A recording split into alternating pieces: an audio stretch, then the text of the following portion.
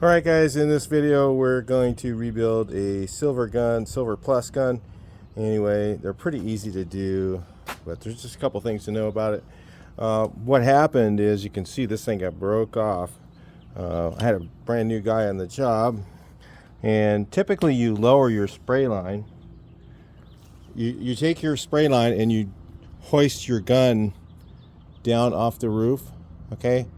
And then after your gun hits the ground, then I get a little shorter loop. I kind of drop all the line that I can, and then I'll throw the rest of the line down in a loop, and it generally doesn't do anything.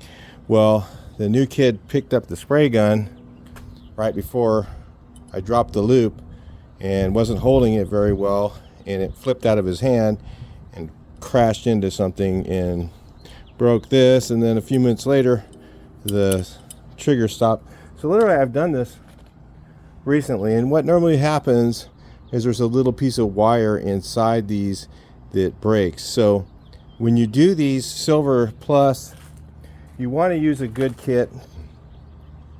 These or the Bedford ones work pretty good.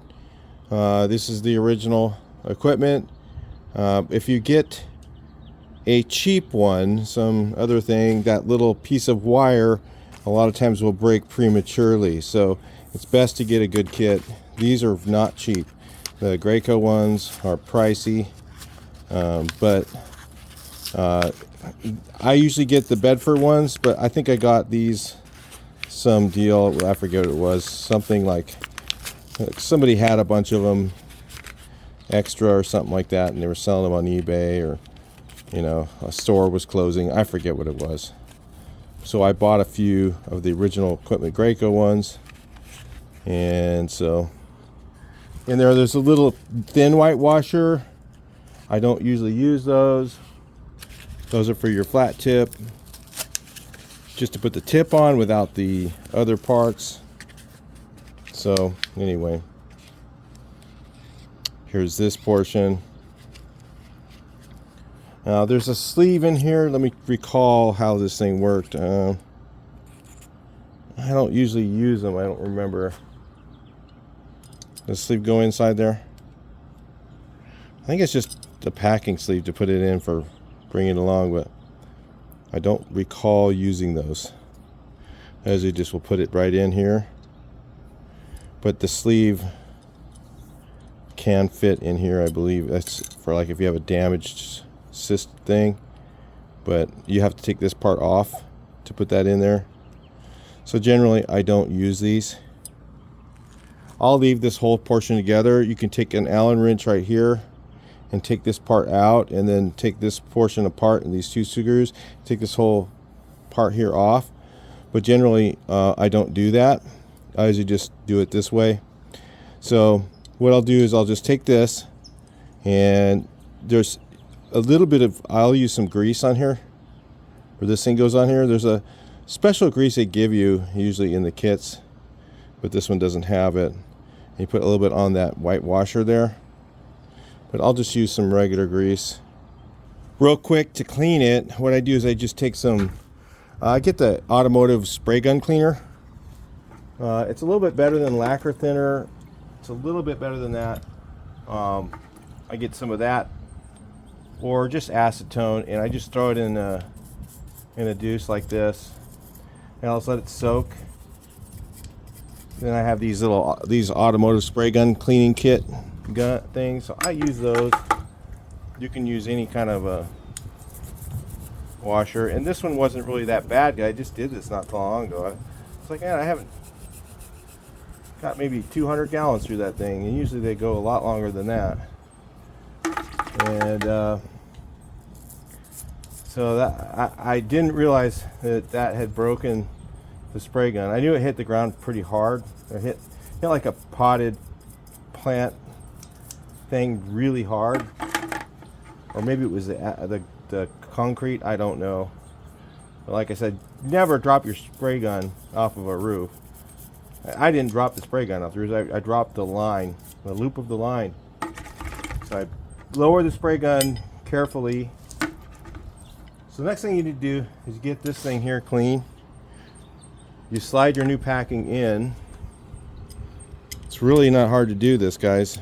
I've seen guys go out and spend 35 bucks to have it done. I'm like, wow, really?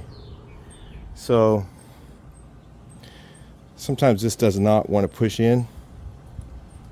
Notice it wants to. What we have to do is we got to get this in far enough so that I can hook this on here. Okay. Sometimes you can just get it to go in all the way. But this one's going to give me a little trouble. So I'm going to grab it with some dikes right here and push it in. So I just kind of grab it like this and just kind of push it in far enough so I can get the trigger housing on, or trigger piece on. So like that.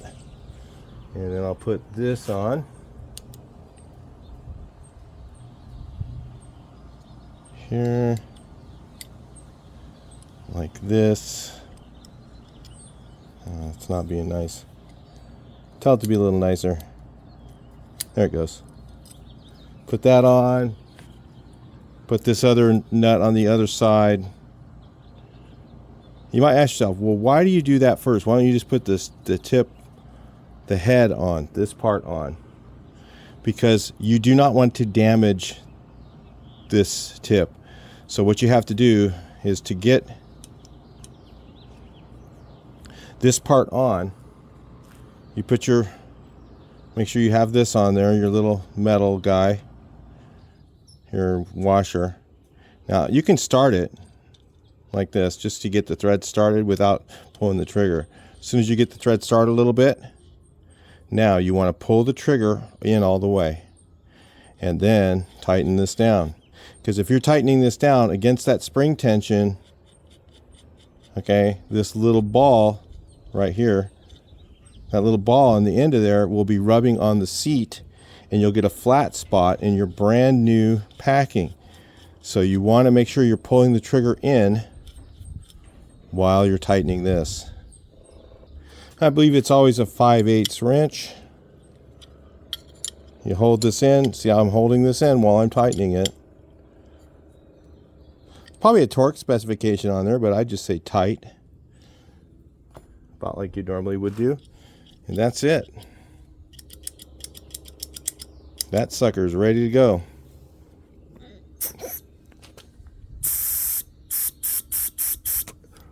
All right.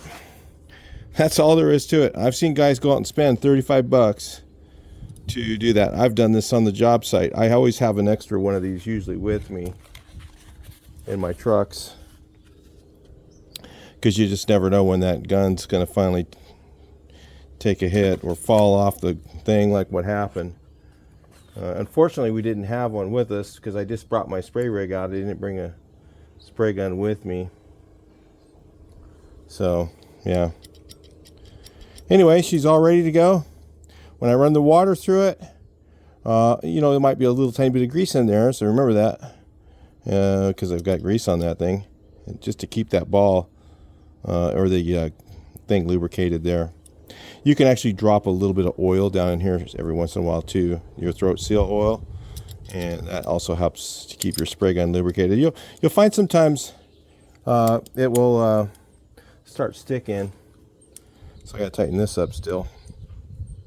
It'll start sticking sometimes inside there. So if you just drop a little bit of oil down in that hole, that sometimes is the issue. Normally if the trigger's sticking, what happens is there's like junk in your paint or something that got through your filter, or if you let it set with the line on it, line off. A lot of times I don't like to leave my line off of my rig because if I leave the line off, what happens is that line being off, sometimes it'll dry some paint out that's inside the line. So I always leave a line on my rig all the time. It'll dry the paint out inside the line, and then those little specks of the line of paint will go through your line and up here and get stuck in your spray gun. So you'll be spraying and all of a sudden you're like trying, there's something stuck in there, it won't stop spraying. You'll be like, and it just keeps going. You have to kind of wiggle the trigger a bunch of times, and finally it gets its way out. That's usually junk that's in from your line being off. So another tip is to always leave your line connected to your spray gun and connected to the rig so that no air can get in there and dry out the material that might be remaining in your line. So little things like that to know after a while. I think if you want to, if you haven't used your rig in a while, you can disconnect here. Make sure there's no pressure in it first. Disconnect here and just turn on your rig with just water in it and run a whole bunch of water through it before you put the spray gun on, and that will help eliminate some of those plug ups. It's like something gets stuck in there, so that helps that. So anyway, I hope that helps you guys with your spray gun. It's really easy. The trick is just make sure you pull the trigger in while you're tightening that. All right, I'll talk to you guys in the next video. Please like, share, and subscribe.